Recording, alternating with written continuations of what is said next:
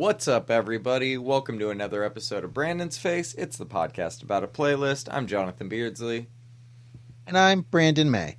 Only one little bit of music news before we get into it, and that is that The Weeknd has announced the title of his new album. It's going to be called Hurry Up Tomorrow. No release date yet, but I would expect the lead single maybe as early as this week, if not in the next 2 weeks for sure.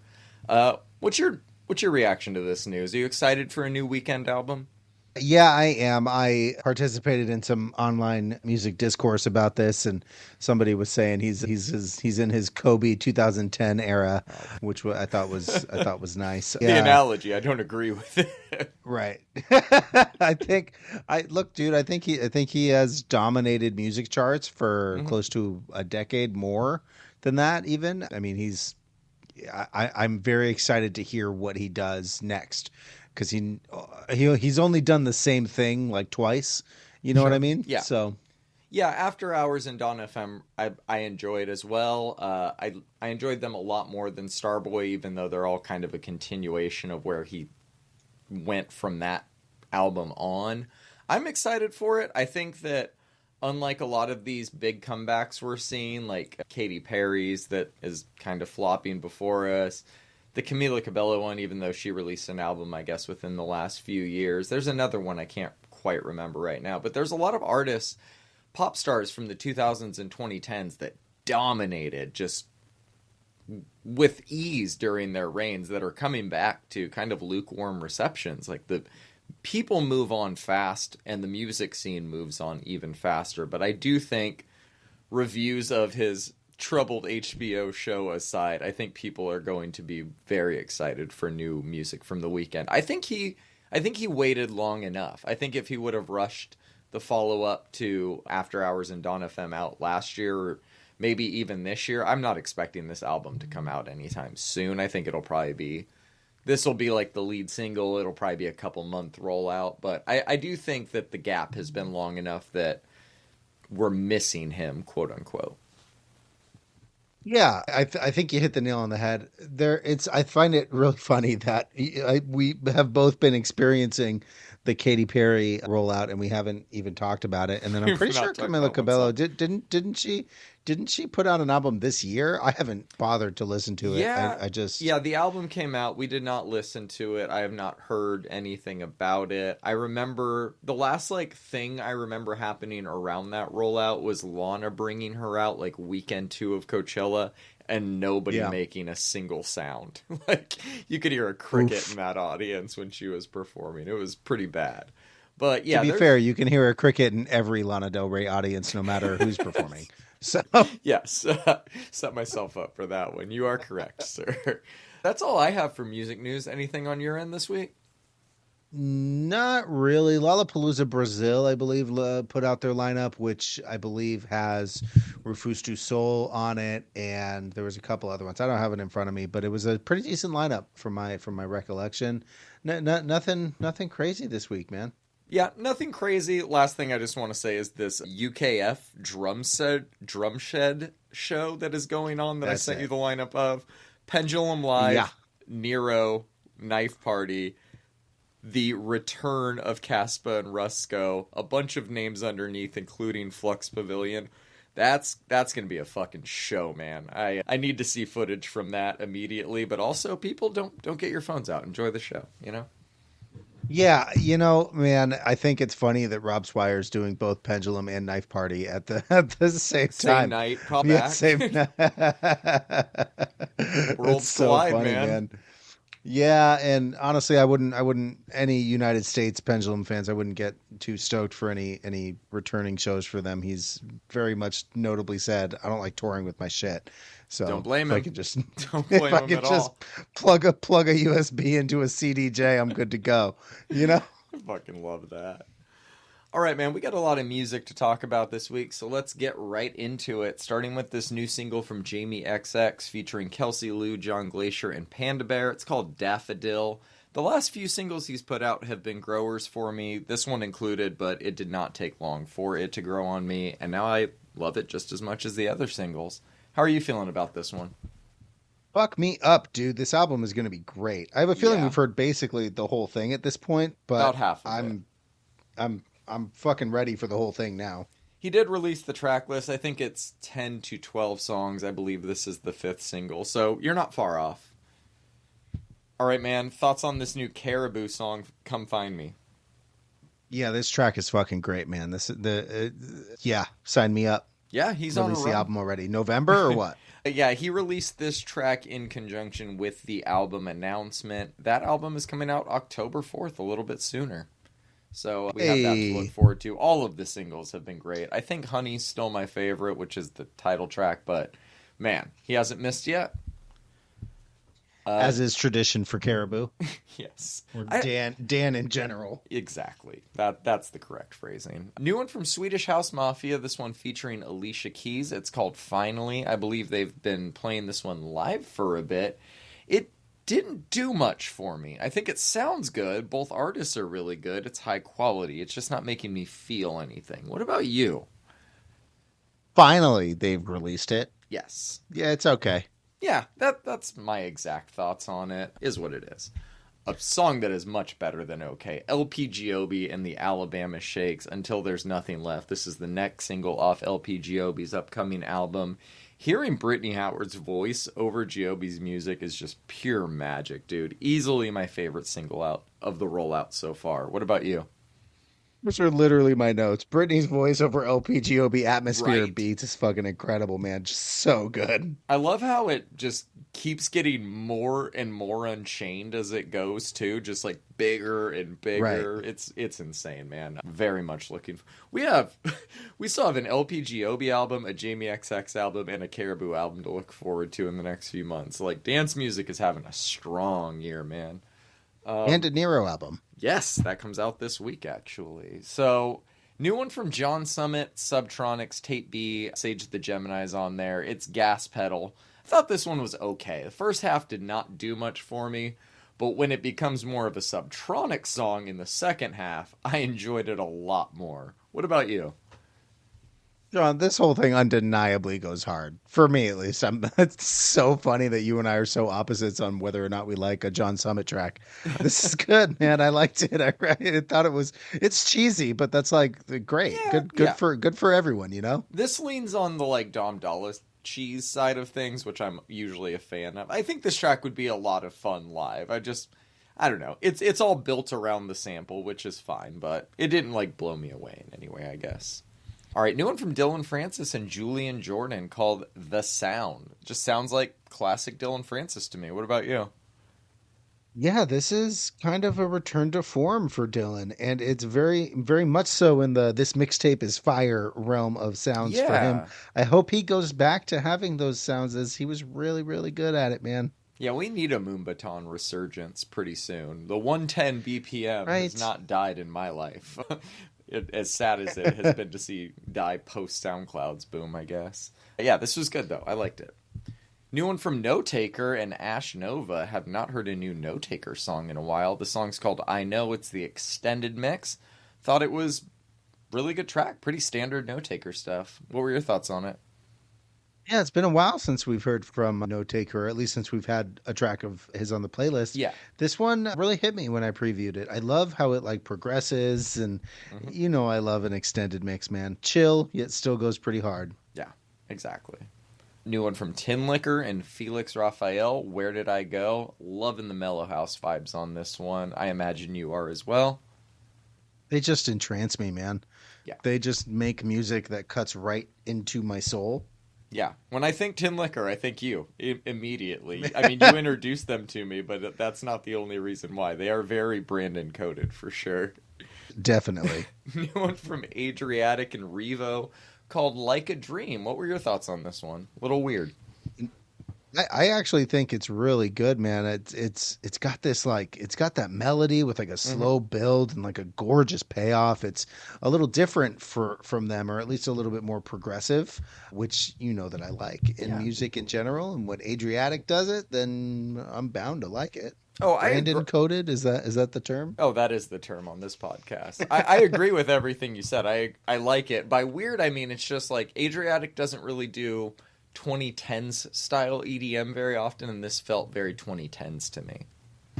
Yeah, I liked it. New one from Rodriguez Jr., Atlantis. Please, give me your thoughts. We just talk about for a second. We had a Tin Liquor Adriatic Rodriguez Jr. triple play on this playlist. I mean, we week. started it with the Jamie Caribou, Swedish House, LPGOB, John Summit, True. Dylan Francis. True. It really did not let up this week, but yeah, that 3-song run is very, very us. You're right. Man, this sounds so 90s and so contemporary at the same time. I love this track, dude. This guy knows how to make music. It's that fucking synth tone, dude. It's so goddamn good. And you know, if you've heard the song, you know the exact synth tone I'm talking about. It's incredible, dude. Great track all around. It's like a late 90s, early 2000s like trance synth that I don't know if he like found it in his closet or something like that and was like, oh, I can make a house with this. To be in Rodriguez Jr.'s closet of instruments would be magical. I'm sure he has some pretty sick synths in there. Would not be surprised if that was the case here.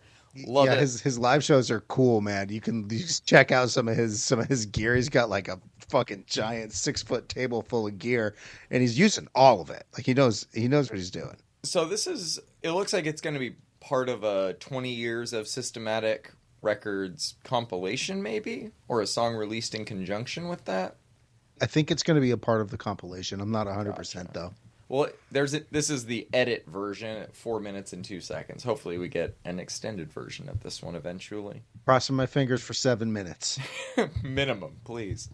All right, new one from Grammatic and Stereo, Dante's Paradiso. I have not heard Grammatic in a minute, dude. I actually saw them at the Mad Decent Block Party like 10 years ago. They put on a great show. The main thing that stands out about them live right away is the brass, and I love how brass forward this track is. Thought it was really good, man. What about you? Yeah, man, I haven't gone out of my way to listen to Grammatic in a minute, but I saw that this song released, and I was like, oh, I wonder if he's still weird. Sure is. Yep. Still jazz EDM type shit, and it still works just as well. Another artist we have not heard from in a minute, Toki Monsta is back. This new track with Anderson .Paak and Ray Khalil is called On Something. What a collab, dude. The instrumental's great. I think Paak and Khalil sound very smooth together. It's really well done. Her new album, Eternal Reverie, is due out, I think, sometime late November. What are your thoughts on it? Anderson .Paak just stays crushing it, man. He's been killing the features this year, and he put out that No Worries album. So yeah, stays crushing it is very accurate. All right, dude, we got a new one from A$AP Rocky, Taylor Swift. Great song, even better video. We should definitely throw the link to that in the show notes. I'm telling you, if you have not seen the music video for the new A$AP Rocky song, you need to go watch it. I am sad we didn't get the album this week. I looked it up. It looks like it's some sample clearance issues as well as some leaks. People, stop leaking shit. That's fucking stupid. But man, what a single to release in place of it. I'm happy with it. What about you? How do you even like get into like how do you leak something like that? It doesn't even make any sense. But this is definitely the most unhinged music video of the year of possibly the 2020s so far. I don't think it will get topped at least this year. Track is good. Good to have more solo A$AP music. I am also bummed that we didn't get the album. So. The music video is so unhinged at points that I thought like it was AI generated things happening at a certain moment, but it is not. It is all filmed on location in Ukraine. There's obviously some special effects at play at certain moments. I don't think he really ducked under that car at that moment, but yeah, incredible fucking video. I think whoever directed that did an incredible job, man. Really, really well I just done. need to know if they actually made the latte in the toilet. Like it was I need red. to know that. Well, let's hope not. It was red. Man, no. The bathroom scene is forever cursed. Jesus Christ. All right, back to Anderson .Paak. Another new track he did with Corday. This one's called Summer Drop. This is like the 4th or 5th song that they've put out together. I think all of them have ranged from good to great. This one is produced by J. Cole, which makes a lot of sense. It's like the exact type of beat J. Cole likes to rap over. I think Paak kind of ran some circles around Corday on this one, but Corday holds his own enough to make the track solid. My only real criticism with this one is it's September now. This is very late to drop a song called Summer Drop. What did you think of it? Right. This beat is so summer. My notes say the same thing. Should have dropped in June. Yeah. Yeah, I didn't actually know that J. Cole did it. I didn't look at the credits for this one. That makes so much sense. Anderson .Paak stays crushing it. Corday did a great job, and that's about that. Yeah, I am expecting a new Corday album announcement pretty soon after this one and that Lil Wayne track a while back, both of which have been really good. All right. Hopefully. New one from Tommy Richman. Thought You Were the One. I've seen a lot of hate online for this guy since Million Dollar Baby dropped, and I think it's overblown. Whether you like Million Dollar Baby or not, I think it's objectively a good enough song to be a hit.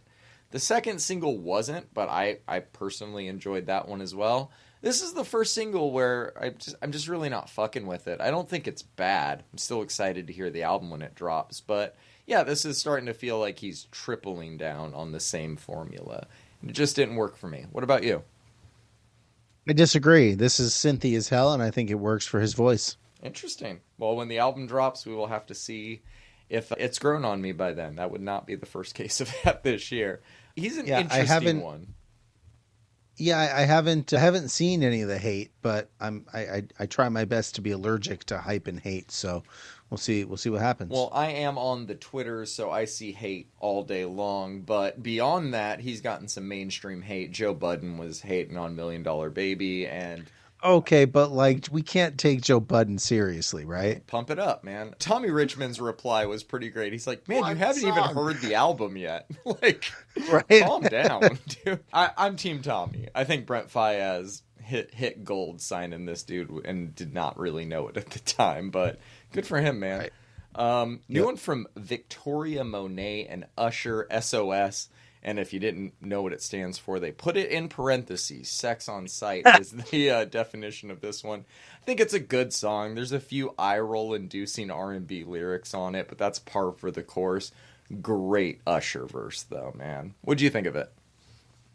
Good for Victoria Monet. Also good for Usher. Yeah. I think she's kind of dominating right now, whether or not modern R&B fans want to admit it or not.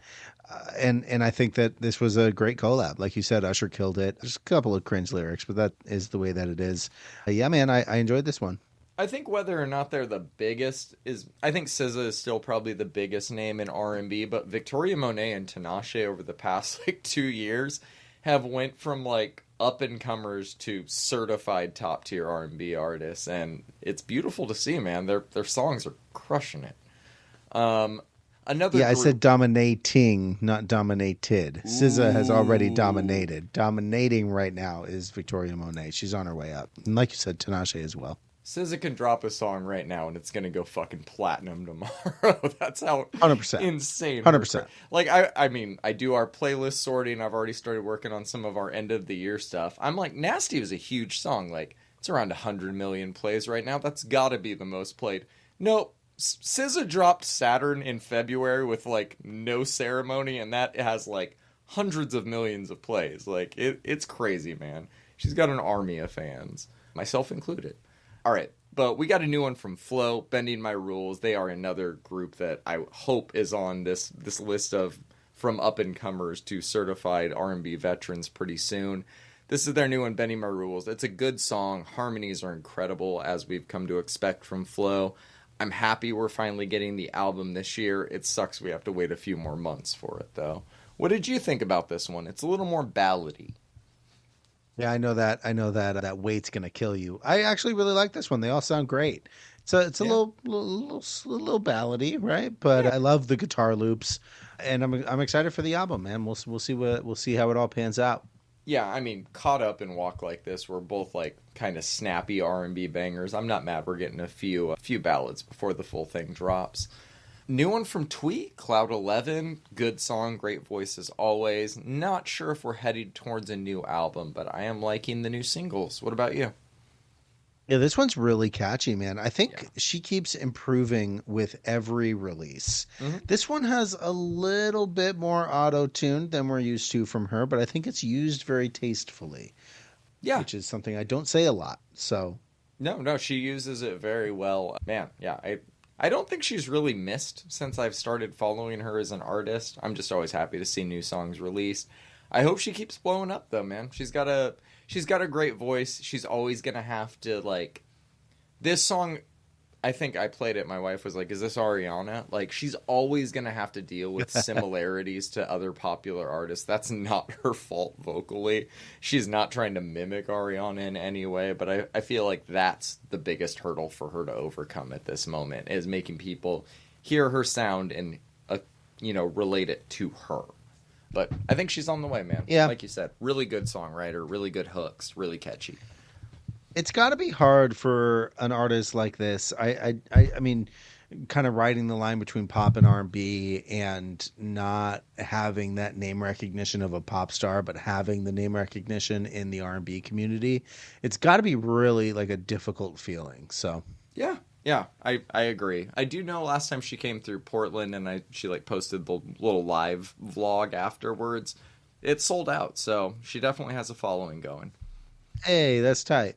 All right, let's move into the indie realm of things for a bit. We got a new one from Goth Babe, Whole World. Are you a fan of this one? It sounds like Goth Babe. It certainly does. It certainly does. My notes say it's not presenting any new ideas, but it certainly sounds like Goth Babe. And it does feel like indie pop kind of made for early fall. Thought it was good. New one from The Last Dinner Party, sort of. It's a cover of Sparks' This Town Ain't Big Enough for the Both of Us, and I will admit I did not know this was a cover the first time I heard it, and I was like, what a weird song. That was kind of my only thought on it. What did you think about this one? I thought it was surprising you threw a cover on the playlist. Didn't know it at the time, so there's that, fair, but I still would have added it. I'm very curious as to how they're going to keep evolving as artists, and this is a step in that journey. So that's kind of where my mind went as well, John. I loved the way they did this one, and I feel like they are in a very prime position as a larger rock group right now, right? Mm-hmm. They got a lot of buzz from their last album. They can go full weird and I think retain a lot of the fan base. Yeah. And I think a lot of larger rock bands nowadays are scared to go full weird because of what it might mean financially. And and I get that to an extent, but I also think that some of the greatest artists in some of the greatest bands in the world went full weird and like succeeded massively because of it. And I hope they do. I hope they go full weird because this sounded really weird and I loved the way that they did it. I love that idea. I hope they go full weird as well. I do think that like the hardest part with being in a band and deciding on an artistic direction, like they're very theatrical if you've ever seen them perform. I wouldn't say it's like period piece clothing, but they all dress of a certain way. That it's a very certain aesthetic that they bring, and you can almost hear that in Most their certainly. music. Very folky. I think the important part is, yes, very theater kid. But the hard part is getting everybody in a band to get on the same page as that, and I think that they're all in on like what they're trying to achieve musically and aesthetically. They don't have one person that's like, no, I'm the cool one. I'm just going to like stand off to the side in normal clothes and do this. Like they're all trying. And I think that a cover like this, like whether you like it or not, kind of took guts to do it in this way, especially following up a critically acclaimed album that was their last release. So man, thumbs up for me overall. Yeah, that's kind of where that's kind of why my mind went there. And I'm excited to see what they do in the future. Same. All right, man. Few new songs from The Smile I told you I was going to be adding this week. Foreign Spies and Zero Sum. I told you they announced a new album coming out this year. These are the two songs that they put out alongside the announcement. You did not like the first single they put out a few weeks ago, but I think that one was on a very specific side of their sound. These touch on something a little different. Foreign Spies is still like on the slower side with those hypnotic synths that kind of wash over everything. Zero Sum, my favorite of the two, is more on the faster, slightly more traditional art rock sound of things. I'm a big fan of that. I did enjoy both of these overall, but Zero Sum has been heavy in my rotation all week. What did you think of these? Did you at least enjoy some of it? Yeah, you said that you were dying to hear my thoughts last week when we were recording. So here are my thoughts. Foreign Spies is actually pretty neat. Ambient synths abound, right? Yeah. Tom's vocals are awful, but the instruments are really cool. First thoughts were not that. I actually had to like sit down and like really engage myself and listen to it Of because course. when it's in one ear and you're doing something and that comes on, I'm like, the fuck is this? But I ended up liking it after I threw my headphones on and like actually sat It's a with good it. headphones look. I'm not like a giant fan of the chimes that come in, and I kind of wish that like all of the synth work kind of built to something more. But I digress. I wonder what synth they used. I'm actually dying to know because the tones are very very nice. For Zero Sum though, this is very much more my thing when it comes to their music. They do this sound very well, and I hope that this sound permeates through their new album because that would mean that I would like it.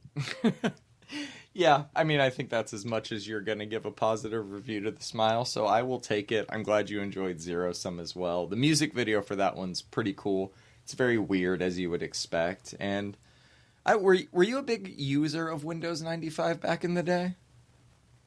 Yeah, man, that's how I learned how to use computers. Yeah, god damn it, we're so old and washed. Yeah, it's fun to just go back to that every time he says goddamn Windows 95. All right, man. We got a new one from Mom Cars called Fences. This is some alternative indie rock coming out of Sacramento, which always hits different, always has, always will. I love seeing a new group like this put an area that was once so rich with new bands back into the scene in a meaningful way. I really liked this one, man. What about you? Loved this song, John. It's very It's Atlas great. Genius, but it's got its own kind of flair to it. This is really good, man, and I knew that you would appreciate them coming out of Oh, Sac. yeah, dude. Yes, I loved that. All right, man. New one from Sad Park called Good Luck. What are your thoughts on it, man?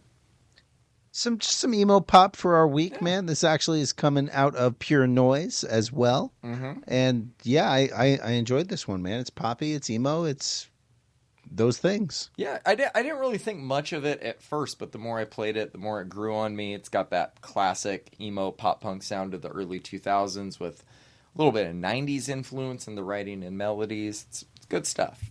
All right, next up we got this new one from In Angles called Melonhead. Is this your song of the week, Brandon?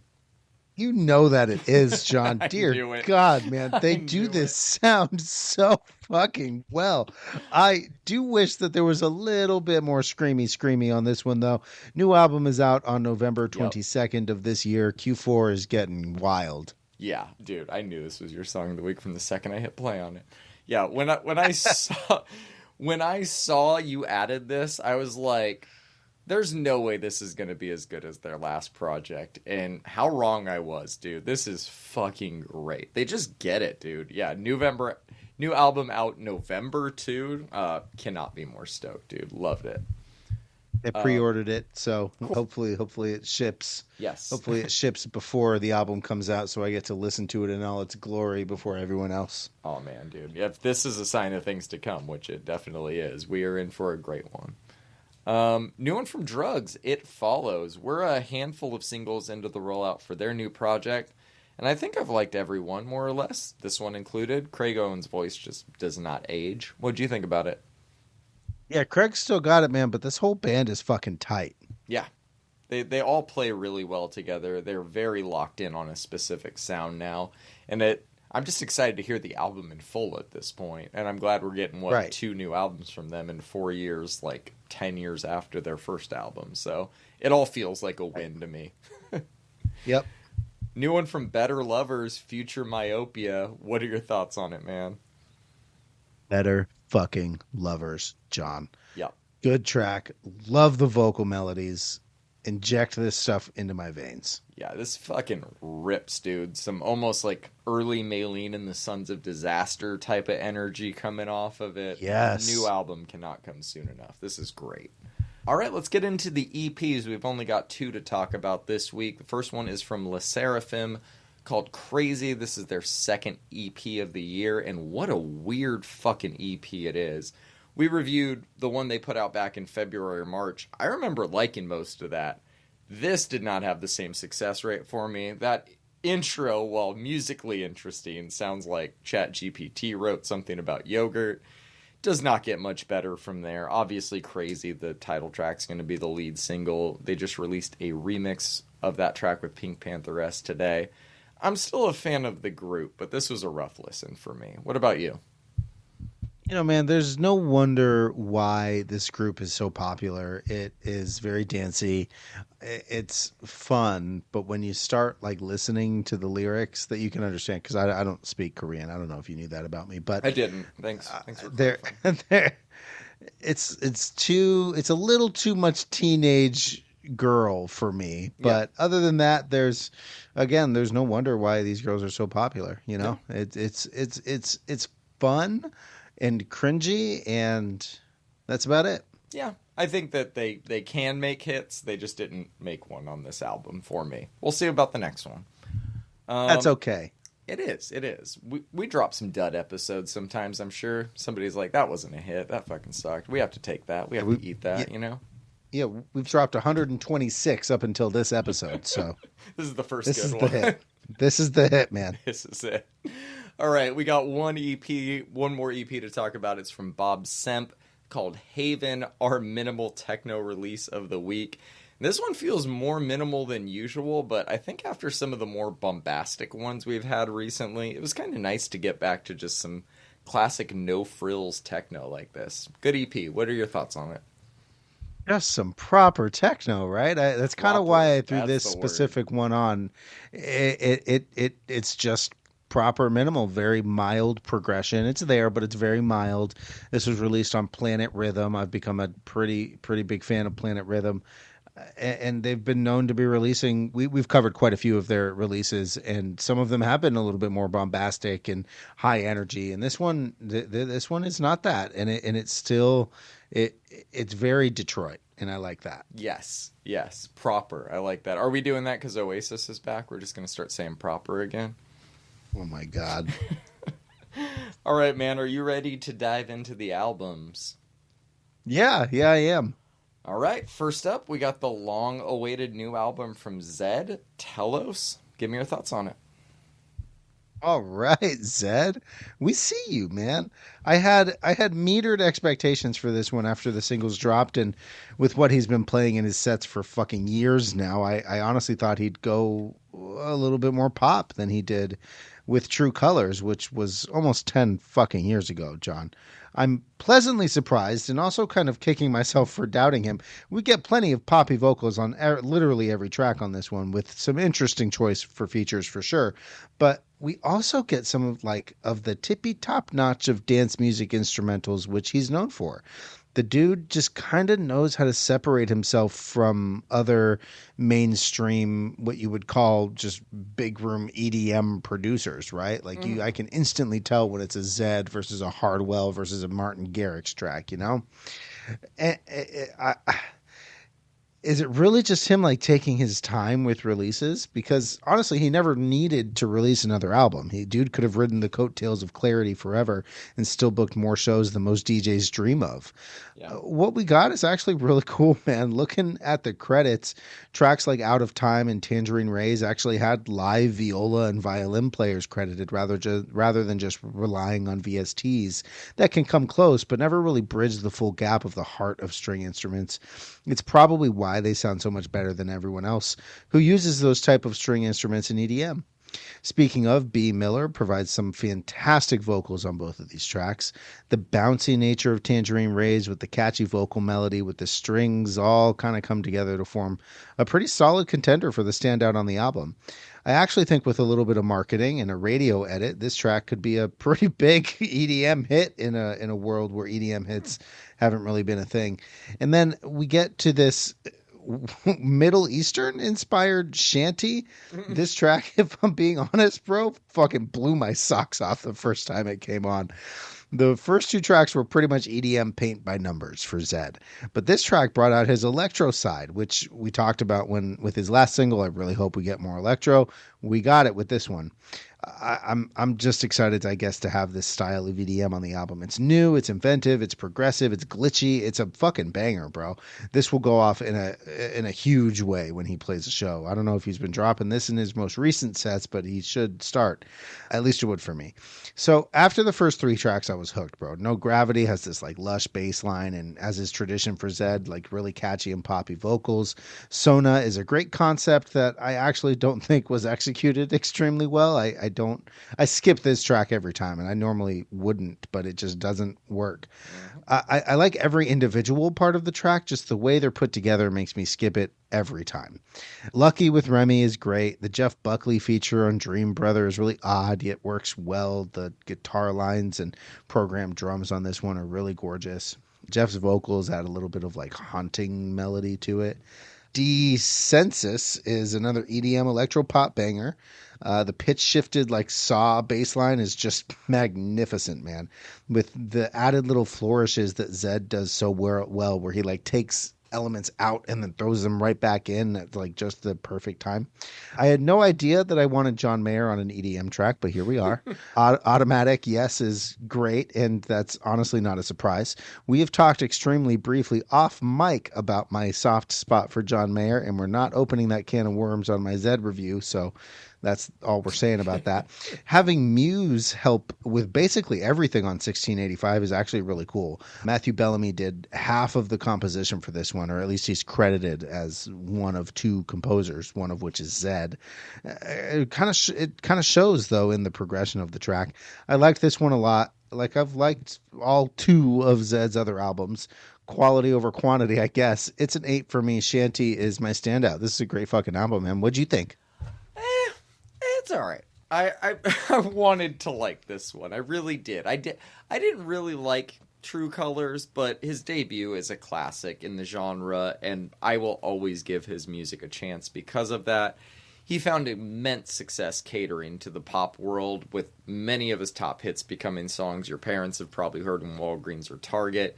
It's easy to shit on that success because the songs that got him here are far from my favorites, but they are objectively decent. I'm not sure that's the case with this whole album for me. This feels like he was trying to make an album full of songs like that, and I think that's the problem for me.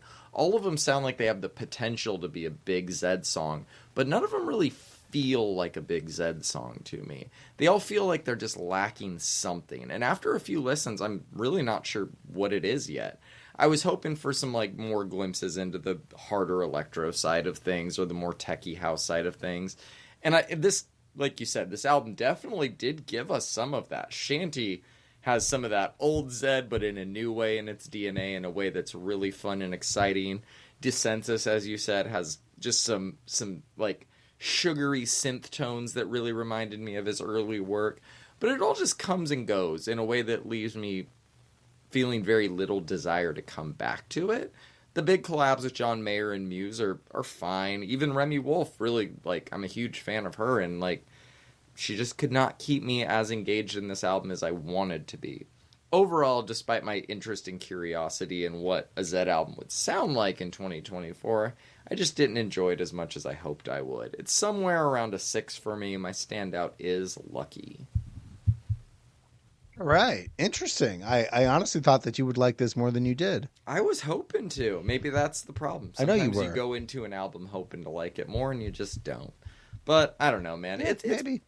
I feel like my like preference in dance music has also changed over the years, so me wanting what he used to do, even though I don't really want what I used to want, doesn't make full sense. It's just not an album that's meeting my specific tastes at this moment. But it's clearly well made. Like you said, he very much spent some of that 10 years away tracking real strings and shit, which is cool. We like it when things are done the practical way like that. So bonus points for that stuff as always. Nice. All right, man. New Kehlani project, While We Wait 2. I was excited when I saw a new Kehlani project was being released this year, but I was equally nervous about her seemingly rushing out a follow-up to one of her better mixtapes as a way to move past the semi-commercial failure of Crash. And to be clear, you and I don't think Crash is a bad album. I think we both gave it good scores. I give it like a 7 or an 8 when we reviewed it. But like her last couple of albums, I cooled on it pretty fast. It deserves more love than it got, though. I think that this project is better than Crash, or I like it more than Crash. I think I even like it more than Blue Water Road, but I probably just feel that way because it's her making a return to more traditional R&B, like in the style that she kind of made her name with and is best at, in my opinion. But even though I enjoyed this project more than those, I still don't think that it has much staying power. That's not to say I don't love parts of it. Like, Know Better with Lil Mo and Vince Staples is incredible. It's been in my rotation all week. The song with Lucky Day is great. I love that she gave Flo a spot on here as well. I just think that this whole project would have benefited from, like, a little more time in the oven. I think if she would have dropped it, like, even as early next year, I think it would start up some interesting conversations about her coming back to her core sound. But coming late in the year and on the heels of one of her least successful projects, it feels like this is just another thing to digest before moving on instead of being able to give it the attention it deserves. I still think it's somewhere between a 6 and a 7 for me. Know Better is my standout, obviously. What did you think about this one, though?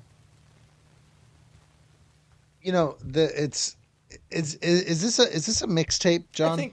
I think technically, yeah, but it's a project. They're all projects. Is it like the Fix Before the Six sort of thing that we got from Lil Wayne? No, I mean, regardless, she dropped part 1 like in 2019 as an EP to bridge the gaps between both albums. This is a lot more songs than that. That was like an EP in length. This is an album in length, making it further confusing. So yeah, I think we're just supposed to call it a mixtape. Sure. Okay. Well, this is kind of like the exact kind of R&B that I really enjoy. We have a little bit of the sexy, we've got up tempo, we've got a handful of down tempo, and we've got Kehlani's voice all over it, man. This project, I think, opens perfectly with the track Love Like, which has some incredible percussion and a great bass line. It then moves into a track with When He's Not There. You know I liked this song, but I did not like the lyrical content of it. Lucky Day feature is great, obviously, though. Always. The transition from single into Know Better is so fucking satisfying, bro. I love the Vince Staples feature. This is a long R&B album for me, but it goes by pretty quickly. Sorry, mixtape. It goes by pretty quickly, and it actually kept me pretty engaged the whole time. This is probably due to the sequencing of all the tracks, right? We've got fun, and then we've got some down-tempo, ballady stuff, and then right back to the fun. And Kehlani's voice is really good, man. I actually really enjoyed this one. I'm going to give it a 7. Know Better is clearly the best song on the album. That's a fucking bop, man. Yeah, I agree. I think separated from context, this one is really good. I just hope people give it that time. Yeah. All right, man, I cannot wait anymore to talk about this new Doechii album. Alligator Bites Never Heal. I have been waiting for this since I became a fan of her music, and I still was not ready for it somehow. When this project was announced, I figured she was just throwing her Swamp Session tracks together on a mixtape and calling it a day. This is so much more than that. It is technically a mixtape, or it's being marketed as such, but it's also her major label debut, and it sounds like the culmination of everything she's been working on these past couple of years. I mean, you don't get signed to TDE without being able to spit bars, so we knew that this album would not lack in that department.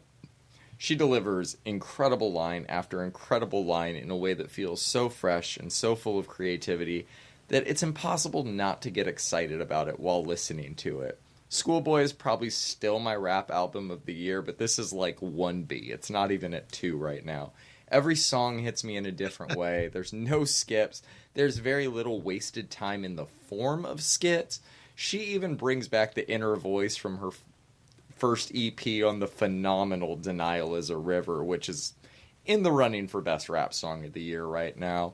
And just one of the many on this album that can be considered that. We also get Nissan Altima, which we got a few weeks back and still hits just as hard as it did then.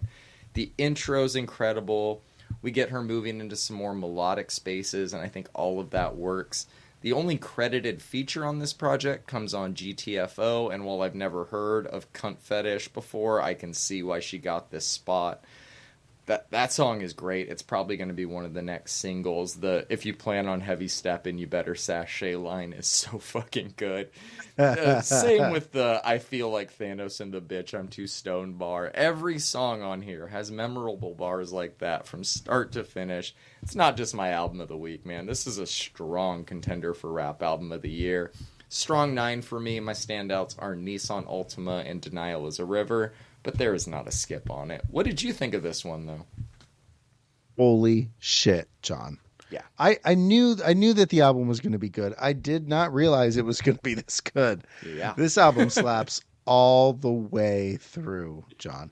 The production on this album feels like old school Havoc beats with like a contemporary twist on them. That deep plucked bass all throughout is fucking great. This album just kind of like grabs you right at the start with Stank of Poo and does not let go. Boiled Peanuts is where she shows off her ability to write a hook and her variety of flows she can use on a whim. Denial is a River just bangs the entire fucking time. Yeah. My God, she's got away with words. Catfish, again, just puts her miles ahead of most rappers today. Her flows are infectious and addicting. Hide and Seek shows off her singing, and like the clean percussion on this one is great. Death Roll has one of the best beats on the album, and that's saying something because the whole thing has fucking crazy beats. Yeah, it's all She good. starts like slowing it down a little bit at the Fireflies mark, which is kind of an odd sequencing choice for the album, but it doesn't really take away from my enjoyment. This is easily one of the better rap albums released this year so far. Easy 9. It's either Nissan Altima or Denial is a River. Yeah. Yeah. I love that we're covering Denial is a River right after covering Nile, too. Gotta love that. Right. Things are lining up. All right. Moving into I'm happy you enjoyed that album just as much as me, by the way. Synchronized Nines is perfect for it. All right. Let's move on to the Muni Long album, Revenge, an album I'm pretty much equally excited to talk about, dude. She did it again. This is her second album in 3 years. She has only gotten better since the last one. We talked about Ruined Me when it dropped as a single, and I said it's been a while since we've gotten a true quality R&B project like this. Or like I was expecting from this, I should say. And I didn't know at the time if this would live up to that billing, but I'm never going to fucking doubt her again, dude. She's not only 2 for 2 on the albums we've covered, she is still getting better with every new track she puts out. Made for Me became a viral hit, and it deserves it. But I feel like any one of these songs are one well-placed TikTok video away from being a viral hit as well. But she's not even trying for that, which is why I think that it works. If you aim for virality, people can tell. If you write relatable shit into your songs that people can vibe with, then you have a higher chance of shit like that happening organically. And I think that the way she keeps making hits is evidence of that. She just writes what she knows. People relate to it. It doesn't hurt that she has a 1 in a billion voice with instincts that could not be taught, but man, it is what it is. She opens this album with superpowers, which could easily be used to teach college classes on R&B songwriting, singing, just R&B in general. The title track lives up to its billing. I thought it was a single, It's So Good. When I heard that song, I was like, oh yeah, we talked about that song. Like, it already sounds like a song that's existed. It's that fucking good. It's just so fucking well written. I love the little rap interlude afterwards. I think the way she transitions the album into more of a rap R&B section through that part with Bessie and Leave My Baby Tonight with Glorilla is just beautiful, dude. The stretch from Things I Never Said through Waste of Time feels like the non-singles part of the album, but there's still so much meat on the bone when it comes to those tracks. She wraps the album up on a perfect note with Ruined Me, which has only gotten better every time I listen to it. And I have a feeling that's going to be the case for a lot of this album for me in general. It's a strong 8 for me for now. Made for Me is the standout and the song this album is going to be remembered for. But of the new tracks we got, Leave My Baby Tonight with Glorilla is just a perfect song in terms of like the rap sung category and should probably get a Grammy nod if the right people are listening. What did you think of this one, man? Did it live up to your hype? So Muni Long has a fantastic voice. Let's get that right out of the way here. Like you said, 1 in a billion. She really does have a way with words as well. It's clear that she's near the top of both modern R&B vocalists for vocal abilities and songwriters. I mean, that's clear to me. That being said, John, the majority of this album is not for me. Most of this is just very, very sad and like clearly the result of some major heartbreak in her life. This style of music and lyricism has its place for sure, but it just isn't for me, man. Take Make Me Forget, for instance. This is some like heavy stuff, man. Most of this album is like this. Heavy lyrical concepts while being extremely slow. You know that that's not normally my thing musically. What I will say though is that even though the instrumentals aren't quite my speed, I can most definitely appreciate how well done they are. The bass on this album is crisp and clean and takes front stage for the majority of it as far as the instrumentals go because her voice is really at the front of the stage. I love that. But tracks like 30s and Leave My Baby Tonight, bro, it got like it crushed me, man. Like it's all just so sad. The one track that I fucking love though is Bessie. I think that that's where Money really grabs me, man. It's up tempo, straight killing it. Same with Play Yourself, as opposed to the ultra sad, ultra slow stuff that was honestly kind of a struggle for me to get through. It's somewhere between a 5 and a 6 for me, only for like ability and how well done instrumentals are. But because I couldn't get into the lyrical content, it's a little lower for me than your score. My standout is Bessie for sure. Yeah, I mean, that's a great song. I felt like this album was going to be a little too slow for you, but I knew her voice was going to be good enough to at least get you through the listens. I'm glad you at least enjoyed the parts of it that are within the realm of things you like. Yeah, for sure. I mean, there are moments on this album that are great, and the fact that it emotionally crushed me at times is saying something in and of itself, you know? Like I said, man, she writes real shit. Like, that's what's working with her right now. Summer Walker, kind of another very unexpected R&B star that really got to where she is by being just super vulnerable in her lyrics, and people are just like, this person who never really talks or does interviews clearly has a lot of shit to say in their music, and that creates the fan base. So I think as time goes on, Money Long's going to make a lot more songs you like. I get that you gravitate towards the more up-tempo stuff of hers. That makes a lot of sense. She can get very deep, for sure. And that's great. Yeah, we honestly need more of that in R&B. You'd probably rather have an album like this than something more lyrically insipid, I'm sure. For sure. All right, we got a few more albums to talk about. This new one from Duster, In Dreams, it was kind of a surprise release. What'd you think of it? This was indeed a surprise Duster drop, so you knew I had to throw it on. Mm-hmm. Released on Numeric, as they now own the Duster catalog. We have an album that is very much a Duster album. Slow, melancholic, and fuzzy. I do like their music, but it's always just been a lot of the same. I don't think that's necessarily too bad of a thing. I've never wanted Duster to like reinvent any wheels or themselves in any way. That being said, Duster is so Duster that it really just comes down to how much I like Duster, right? So I do. And there's nothing stopping me from liking this one. It's somewhere between a 6 and a 7. Yeah. I saw this was a surprise release to go along with a tour announcement that they put out this week. Good news for Duster fans. I don't know how much I consider myself one of those fans. Like, I like their music. It doesn't do much for me because, like you said, it just all sounds like Duster. It doesn't really... Yeah, I'm sorry, Duster. I'm never going to see you live. I'd fall asleep.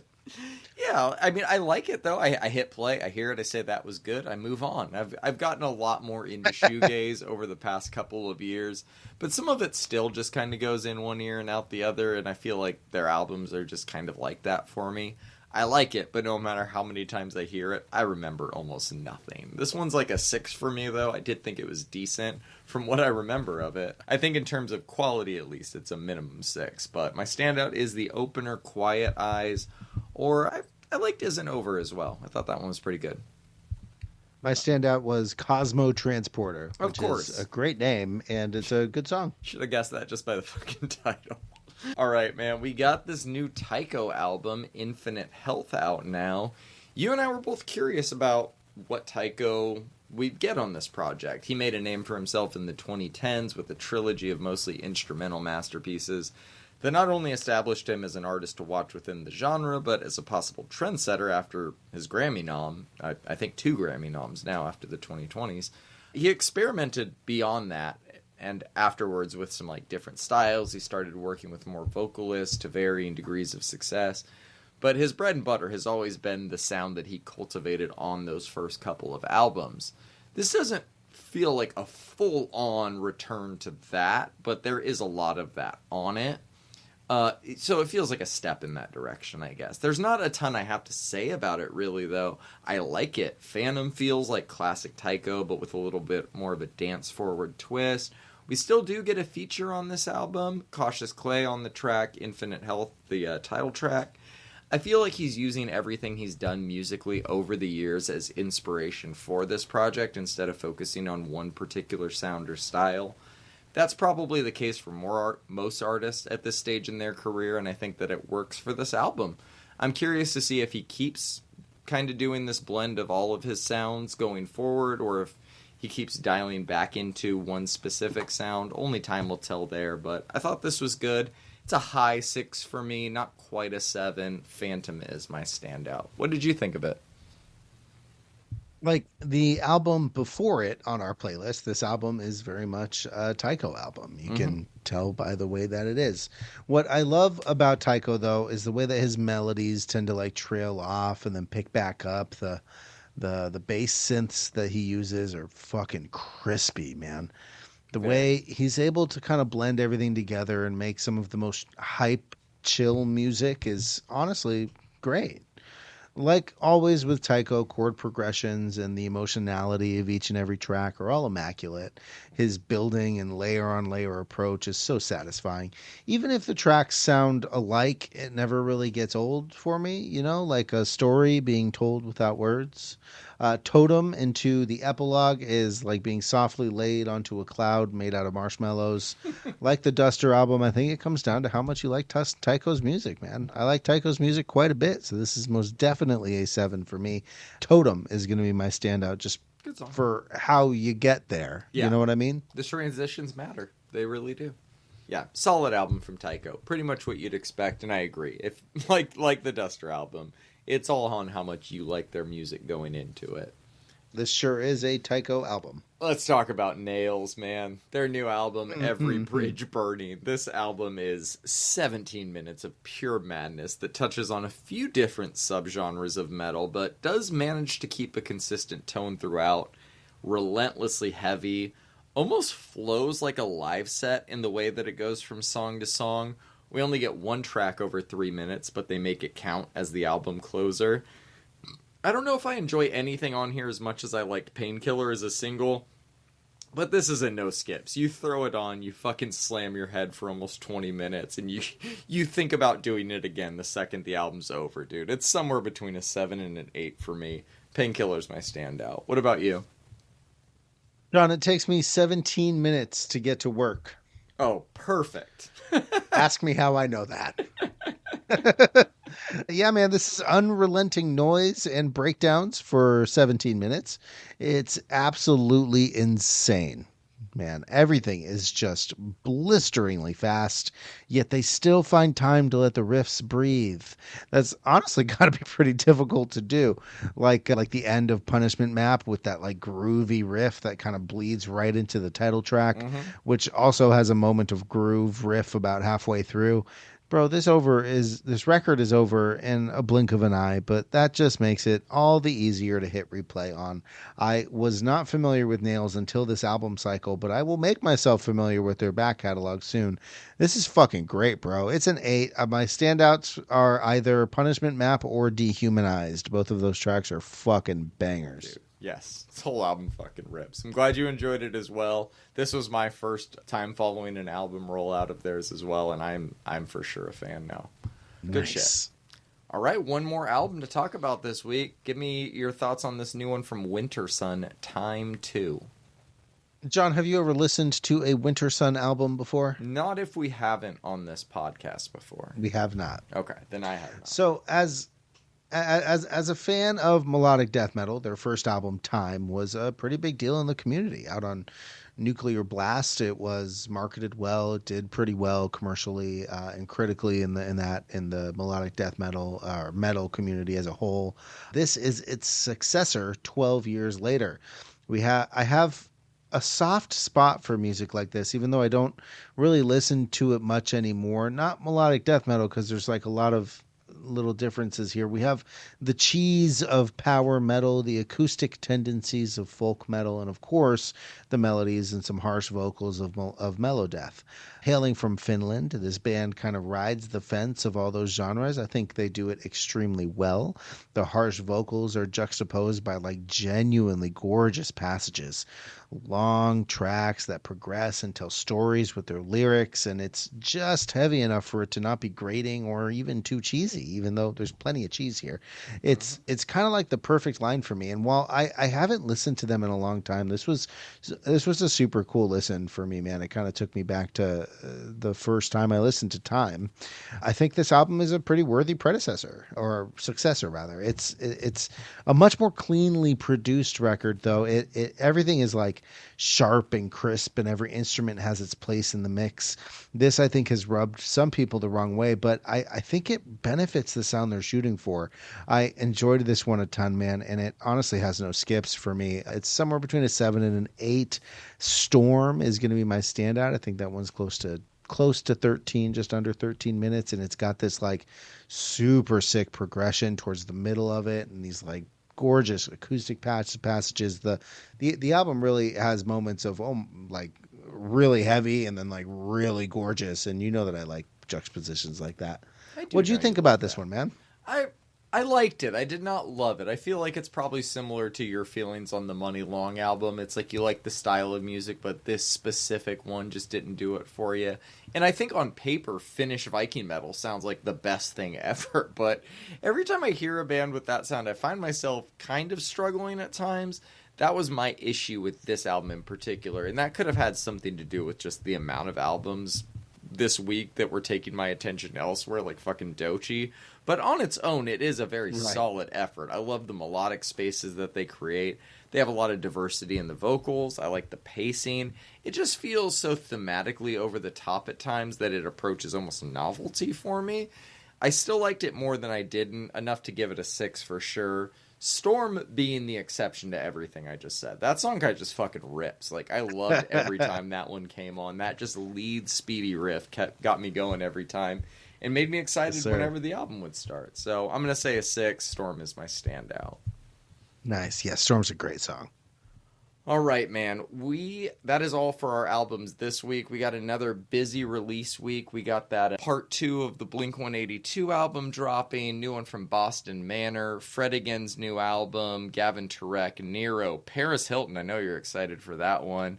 I think Rex Orange County's dropping an album this week, Toro y Moi. We'll definitely be checking out some of that. Make sure you're following along with the link in the show notes for our playlist that we rotate every week so that you know what we will be covering on each week's episode. You can also find us on Instagram and Reddit. Just search Brandon's Face Pod. We will see you next time. Laters on the Menjay. Peace.